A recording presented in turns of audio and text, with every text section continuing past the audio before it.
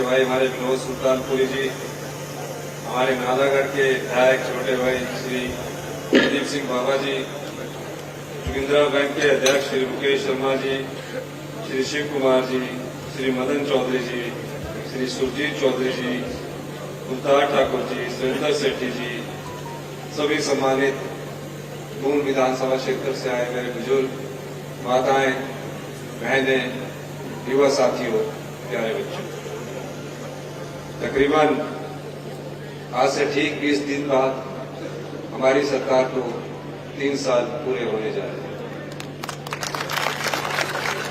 3 साल में हमारी सरकार ने ये कोशिश की है कि व्यवस्था परिवर्तन से आम लोगों की जिंदगी में सुधार लाया जाए और इस दिशा में मुझे आज बताते हुए खुशी है। काफी अड़चनों के बाद हम इसमें आगे बढ़ रहे हैं और धीरे धीरे प्रदेश हमारा आत्मनिर्भरता की ओर बढ़ रहा है।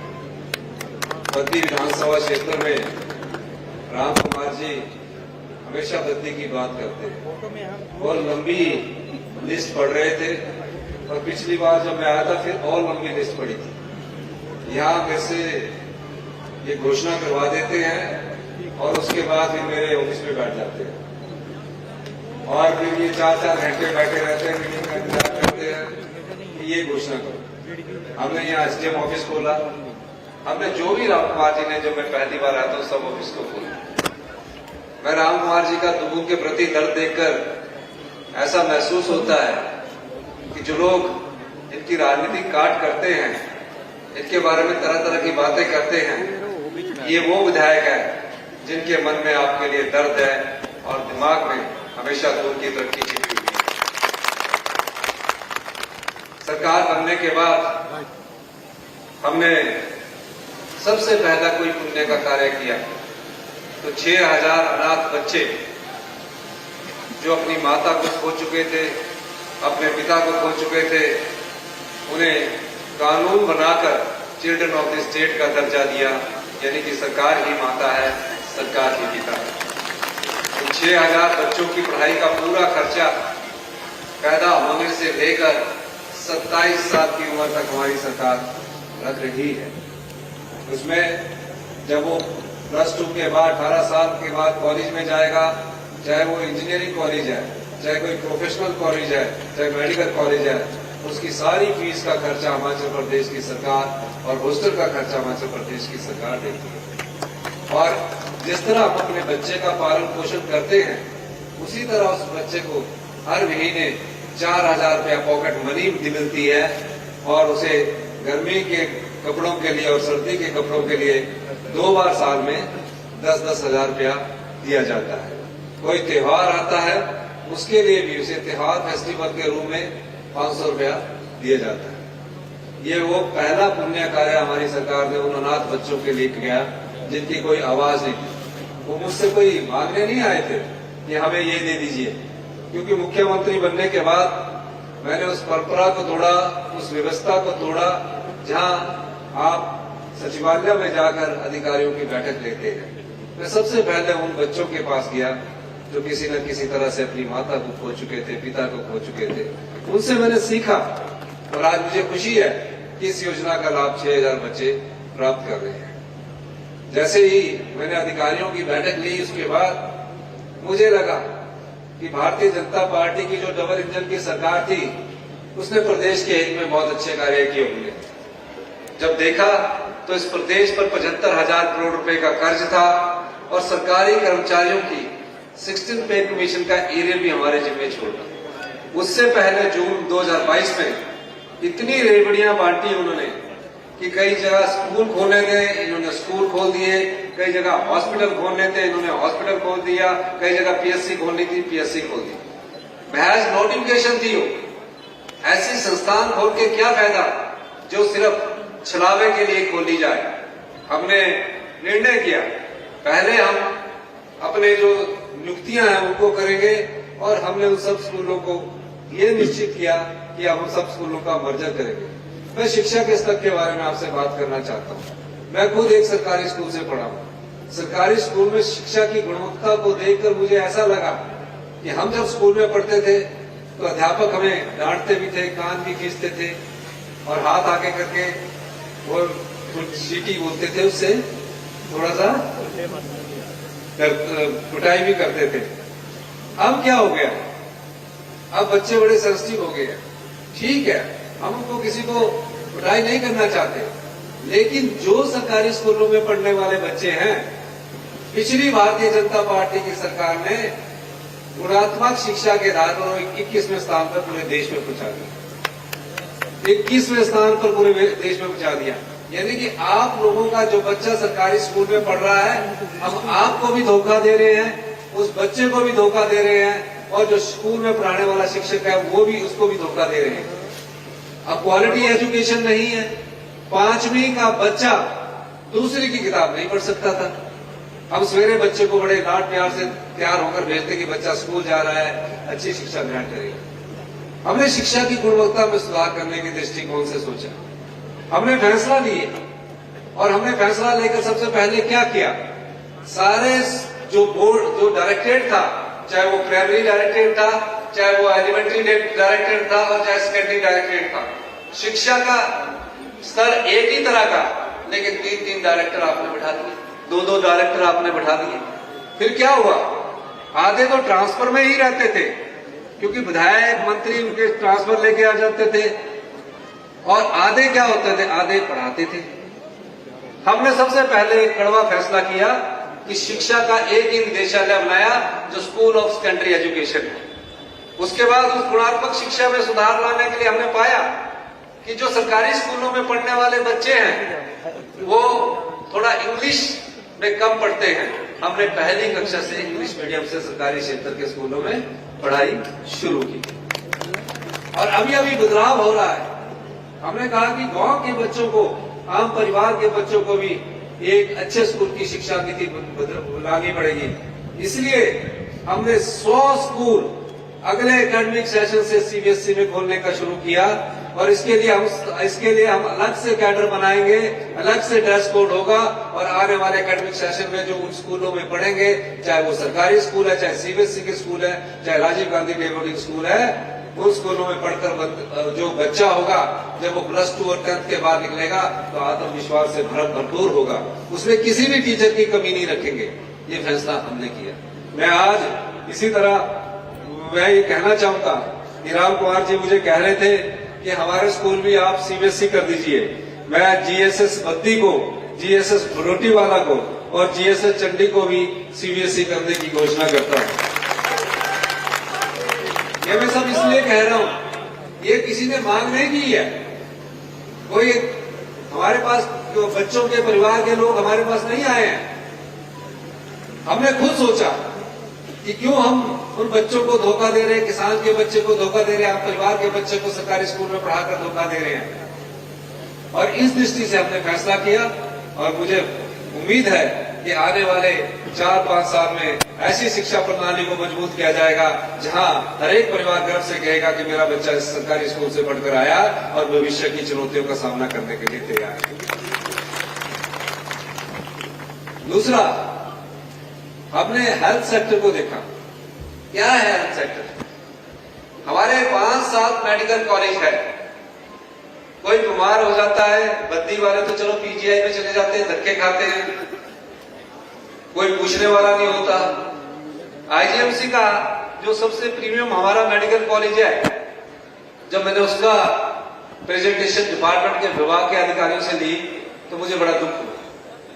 मैंने कहा एक गांव का किसान, एक गांव का आम आदमी हॉस्पिटल में बड़ी उम्मीद और आशा के साथ आता है। अगर उसका एक्सरे की मशीन पूछी जाए तो 15 साल पुरानी एक्सरे की मशीन है। जो राजधानी का मेडिकल कॉलेज है 19 साल पुरानी एमआरआई की मशीन है। फिर क्या होता है? आईजीएमसी में गए, किसी मेडिकल कॉलेज में गए, डॉक्टर देखता है, कोशिश करता है डॉक्टर, और डॉक्टर कोशिश करता है कि बीमारी का पता लगाए, और उसके बाद आपको वो रेफर कर देता है कि आप पीजीआई जाइए। इस सारे सिलसिले में आपका कितना पैसा खर्च हो जाता है।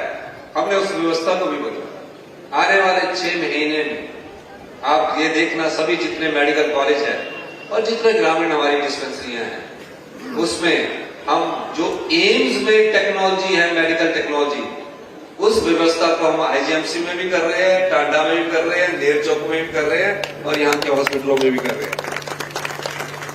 इसके लिए हमने 3000 करोड़ रुपए का बजट रखा है। ये चीज एक ऐसी सोच है ताकि जब कोई आम आदमी वहां जाकर चेक करवाए तो उसे ये पता लग सके कि मुझे बीमारी क्या है। आपकी बीमारी का अंतिम पता तो कई बड़े हॉस्पिटल में लाखों रुपया खर्च करने के बाद पता लगता है। इस दृष्टि से हमने उसमें भी बदलाव किया। हमने भ्रष्टाचार के चोर दरवाजों को बंद किया। मैं कहना चाहूंगा, पिछली भारतीय जनता पार्टी की सरकार ने भ्रष्टाचार के मामले में आंखें मूंद रखी थी। ये आपका बद्दी का क्षेत्र है, नालागढ़ का क्षेत्र है। यहां 5000 बीघा जगह आपकी जो हमारे किसानों की ली हुई है, 5000 बीघा जगह बड़े बड़े उद्योगपतियों को दे दी, हिमाचलियों को नहीं दी, बड़े बड़े उद्योगपतियों को दे दिया। नाम दिया कस्टमाइज पैकेज। जहां जनता की संपदा और प्रदेश की संपदा को कस्टमाइज पैकेज के नाम पर लुटा दिया गया। और किस तरह दिया गया? अगर आप अपनी जमीन की रजिस्ट्री करवाते तो महिलाओं को 6% और पुरुष को 8% रजिस्ट्रेशन फीस देनी पड़ती है, चाहे वो एक विश्वा भी करवाए। यहां क्या हुआ? 5000 बीघा की ना तो कोई रजिस्ट्रेशन फीस लगी, ना ही कोई पैसा उसको रजिस्ट्रेशन के लिए देना पड़ा। उद्योगपतियों को कस्टमाइज पैकेज के नाम पर देना। अब देखना यह है कि किस उद्योगों को दी। बड़ा दुख होता है जहां हमारे लोगों को रोजगार नहीं मिलते। अगर ये 5000 बीघा का मैं अगर हम बद्दी के लोगों को ही प्लॉट दे देता तो कम से कम इससे ही 3000 करोड़ रुपया सरकार को आए होते और आपके लिए अच्छा जगह भी मिलती। और क्या किया? जो बिजली हम सर्दी में अक्टूबर से मार्च के बीच में 5 और 6 रुपए मार्केट से खरीदते हैं, इन्होंने कहा 5 साल तक आपको 3 रुपए यूनिट बिजली मिलेगी, जो पानी होगा वो भी फ्री मिलेगा और जो आप प्रोडक्शन करेंगे उसमें जो प्रोडक्शन करेंगे उसके लिए वेयर हाउस भी सरकार बना के देगी। मैंने ये बात सुनी, मैंने कहा ये बहुत गलत बात है। हम सरकार में आए हैं, हम सरकार में सेवा के लिए आए हैं, हम संपदा को लुटाने के लिए नहीं आए हैं। जब तक मैं मुख्यमंत्री हूं ना प्रदेश की संपदा को लुटने दूंगा ना लुटाने दूंगा। इस दृष्टिकोण से मैंने उसके बारे में सोचना शुरू किया। मैंने पूछा कि ये कस्टमाइज पैकेज क्या है, और आज मुझे दुख के साथ कहना पड़ रहा है कि 5000 बीघा 1 करोड़ 12 लाख रुपए में उन 5000 बीघा को 4 बड़े उद्योगपतियों को दे दिया। कहा लोगों को रोजगार मिलेगा। मुझे ये बताइए, इस बद्दी के जो पंडाल में लोग बैठे हैं, जो हमने 5000 बीघा जगह 1 करोड़ 12 लाख में दी, किसी को रोजगार मिला? हाथ खड़ा करके बताइए। नहीं मिला, नहीं मिलेगा। आपकी संपदा है ये, हम उसके संरक्षक हैं। आप हमें 5 साल के लिए चुप कर भेजते हैं। अगर हम यही सोचे कि हम सरकार में बैठे हैं और जनता की संपदा को लुटा देंगे तो ये न्याय संगत नहीं होगा। इसलिए हमने कहा कि मेडिकल डिवाइस पार्क के लिए जो जगह आपने कहा है उसको हम नहीं लेने देंगे, क्योंकि मैंने उसमें अड़ंगा अड़ाया और मैंने कहा कि इस जगह में ना तो हम 3 रुपए यूनिट बिजली देंगे, ना 1 रुपए मीटर के हिसाब से जगह देंगे। हम इस जगह को खुद विकसित करेंगे और हिमाचल के लोगों को हम प्लॉट भी देंगे और हिमाचल के लोगों को हम चाहेंगे कि उनको हम प्लॉट देकर वो अपना धंधा शुरू करें। ये फर्क है। डबल इंजन की सरकार है। आए दिन सोशल मीडिया में मेरे खिलाफ एक बीजेपी का सोशल मीडिया का कैंपेन है। आपने देखा होगा, हमारी सरकार के किसी के खिलाफ नहीं बोला जाता, सिर्फ मेरे खिलाफ बोला जाता है। क्यों? क्योंकि उन्होंने जो आपकी संपदा को लुटाया है, धन को लुटाया है, उसको आप रोकने का कार्य कर रहे हैं। और जो मैंने पैसा बचाया, आपके 3000 करोड़ रुपए का पैसा बचाया, उनसे आम जनता को क्या लाभ दिया? जो अनाथ बच्चे थे उन्हें सरकार ही माता, सरकार ही पिता का दर्जा दिया। जो विधवाएं बहनें थी, विधवाएं माताएं थी, उनके बच्चे अगर मेडिकल कॉलेज में पढ़ रहे हैं, हॉस्टल में रह रहे हैं, या इंजीनियरिंग कॉलेज में पढ़ रहे हैं, या बीएड कर रहे हैं, उन सबको भी इंदिरा गांधी सुख शिक्षा योजना के तहत हम पैसा दे रहे हैं ताकि वो अपनी पढ़ाई को पूरा कर सके, ताकि किसी विधवा बहन को किसी के हाथ चुकाने की जरूरत न पड़े। तीसरा, हम गांव के परिवेश से आते हैं, आप सब लोग गांव के परिवेश से आते हैं। हमने एक प्राकृतिक खेती का आंदोलन चलाया हुआ है।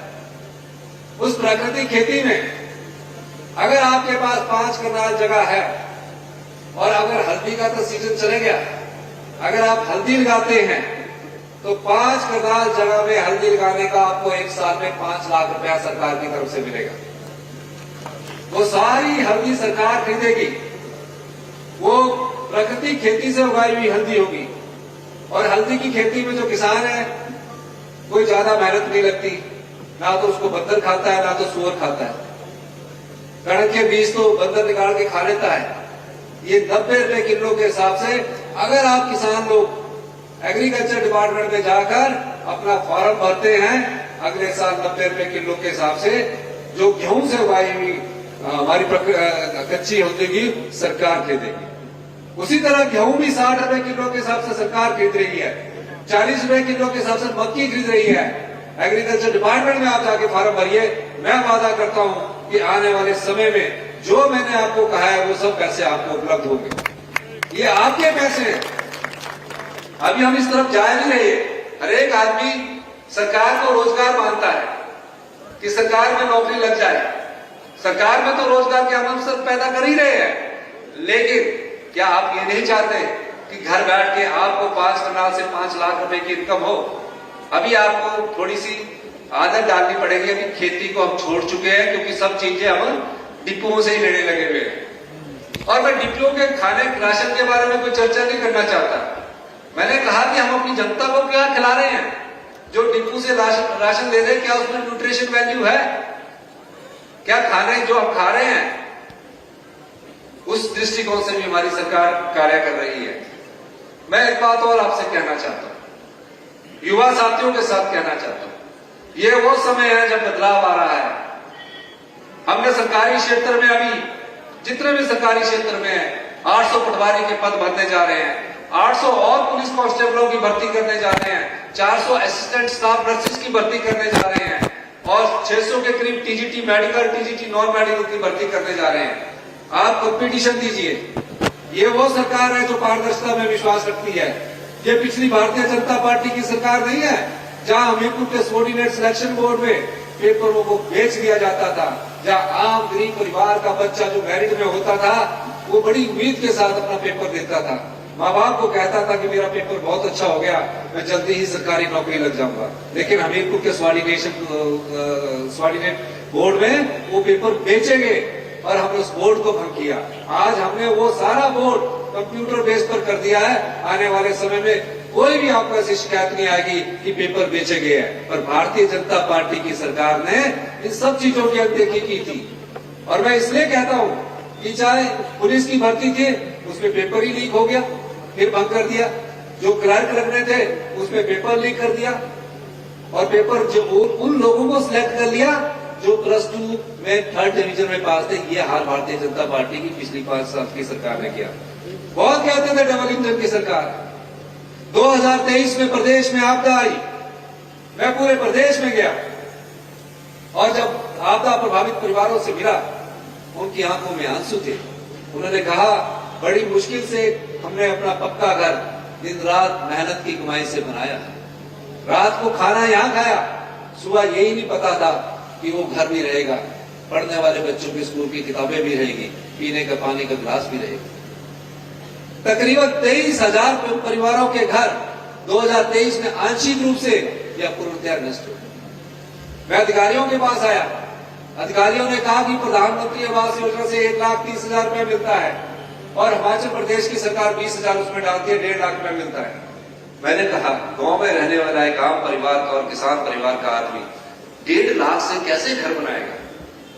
कहा कि कानून ऐसा है, नियम ऐसे हैं।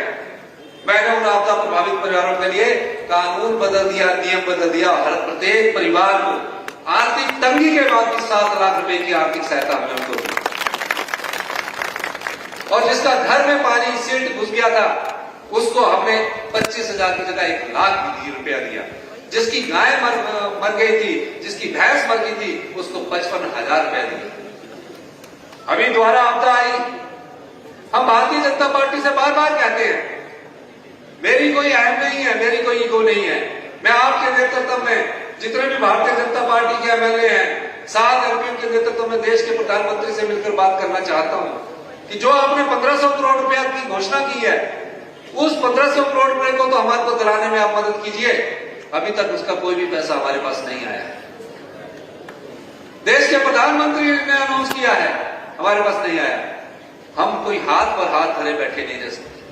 मैंने मंडी में, जिसमें सबसे ज्यादा पूर्व मुख्यमंत्री जयराम ठाकुर जी के विधानसभा क्षेत्र के लोग थे, मैंने कहा हमें आर्थिक तंगी से भी गुजरना पड़ेगा, लेकिन आपदा प्रभावित परिवारों की मदद करनी पड़ेगी। और हमने जब वहां अभी आपदा प्रभावित परिवारों को राहत बांटी तो 2400 आपदा प्रभावित परिवारों को पहली किस्त के रूप में 4 लाख रुपया दिया, और आज यहां भी उसके लिए हम दे रहे हैं। और ये भी कहा जिनके बर्तन पलंग ग्रास सब चीजें बह गई है, इस पैसे को मैं 70,000 से बढ़ाकर 1 लाख रुपया कर, और 1 लाख रुपया देने की भी हम उनको बात। ये दर्द हमारे सीने में है, हमेशा से आपके लिए पीड़ा रही है, हिमाचल प्रदेश के लिए पीड़ा रही है। मैं दावा कर सकता हूं कि भारतीय जनता पार्टी ने जनता को धोखा दिया है। कोई आपदा प्रभावित परिवारों में हमारे साथ खड़े नहीं हुए, कभी नहीं खड़े हुए। विधानसभा का सत्र बुलाते हैं, उसमें वॉकआउट कर जाते हैं। हम लोग आपका दर्द बांटने के लिए आए हैं, इसमें कोई दो राय नहीं है कि आने वाला समय हिमाचल प्रदेश की जनता का होगा, हिमाचल प्रदेश के लोगों का होगा। जब आप आज से ठीक 2032 में आप बड़ी खुशी से होकर जाएंगे कि हम उस समृद्धशाली हिमाचल प्रदेश से आए हैं जहां सबके हाथ में पैसा होगा। हमारी नीतिगत बदलाव से और व्यवस्था परिवर्तन से ये सब होने जा रहा है। मैं बार बार कहता हूं, आपने मेरा पिछला भाषण भी यही सुना होगा कि 2027 में हम आत्मनिर्भर बनेंगे, इसमें कोई दो राय नहीं है। आप कल्पना में नहीं कर सकते जिस कुर्सी पर बैठकर मुझे अनुभव है कि क्या क्या होता है सत्ता की कुर्सी में बैठकर। मैंने स्पष्ट अधिकारियों को दिशा निर्देश दिए हैं, कोई गलत काम करेगा, कोई भ्रष्टाचार में सम्मिलित होगा, उसे बख्शा नहीं जाएगा, चाहे वो कितना बड़ा नेता ही क्यों ना हो, कितना बड़ा अधिकारी भी क्यों ना हो। हमारी सरकार आम लोगों की सरकार है, आप लोगों की सरकार है, आप लोगों का भला चाहती है। हॉस्पिटलों में डॉक्टर नहीं है, स्कूलों में टीचर नहीं है, कैसे आगे बढ़ेंगे हम डॉक्टरों की भी भर्ती कर रहे हैं। आज आदर्श स्वास्थ्य संस्थान हमने बद्दी का उद्घाटन किया। राम कुमार जी ने जो CSR के तहत जो पैसा लिया, मैं इसके लिए इनका धन्यवाद करना चाहता हूं कि आपने वहां डिजिटल एक्सरे और डिजिटल अल्ट्रासाउंड का भी आपने वहां 1,69,00,000 रुपया खर्च करवाया। यही हम रुकने वाले नहीं है, हम इस व्यवस्था में और मजबूती लाना चाह रहे हैं। और निश्चित तौर पर बद्दी की पॉपुलेशन के हिसाब से यहां विभाग भी खुलने चाहिए। हम 50-50 हजार पर विभाग खुलवा रहे हैं, लेकिन बद्दी की 5 लाख की पॉपुलेशन पर हमने SP ऑफिस यहां खोला। हमने यहां आज मैं सड़कों की हालत देख रहा था तो इनका रोना हमेशा की तरह था कि मेरा आधा एरिया तो कसौली में जाता और आधा बाबा जी जाते, दोनों जगह कांग्रेस के विधायक सारा पैसा ले जाते। तो आज मैं बद्दी में PWD का एक्शन ऑफिस खोलने की भी घोषणा करता हूं, ताकि राम कुमार जी ने पैसे कोई और ना ले जाए। और जब एक्शन ऑफिस खुलेगा तो सड़कों की हालत भी सुधरेगी। यहाँ की जनसंख्या के आधार पर मैं बद्दी को जो 50 बेडेड हॉस्पिटल है उसको भी 100 बेड करने की घोषणा करता हूं।